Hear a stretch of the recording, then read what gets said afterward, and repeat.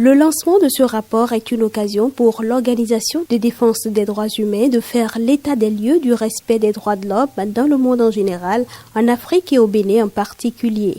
Au nombre des irrégularités relevées par l'organisation au Bénin dans son rapport, il y a entre autres la restriction de la liberté d'expression et d'association. Au Bénin en 2022, la liberté d'expression et de réunion pacifique était toujours restreinte par des lois réglementant les communications en ligne et le droit de grève. Des informations ont été réunies sur des cas d'arrestation arbitraire, de torture et d'autres mauvais traitements. Des homicides illégaux qui auraient été commis par les forces de défense et de sécurité au moment de l'élection présidentielle de 2021 n'avaient toujours pas fait l'objet d'enquêtes. Les personnes atteintes d'albinisme continuaient de subir une discrimination et des violences. En effet, plusieurs attaques et violences attribuées à des membres de groupes armés islamistes ont causé la mort d'au moins 12 militaires dans 2 départements du nord du pays. Joël Aïvo et Rekiat Madougou, 2 dirigeants de l'opposition, étaient toujours en détention. La liberté d'expression a continué d'être menacée par le Code du numérique de 2018.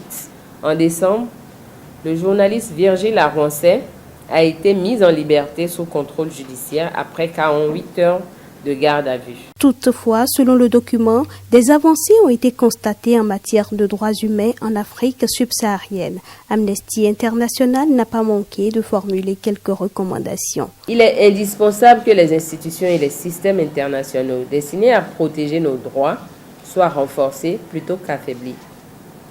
La première étape est de soutenir et de financer pleinement les mécanismes de protection des droits humains des Nations Unies et du continent africain, y compris l'Union africaine et la Commission africaine des droits de l'homme et des peuples, afin que des enquêtes puissent être menées, que l'obligation de rendre compte soit garantie et que justice soit rendue.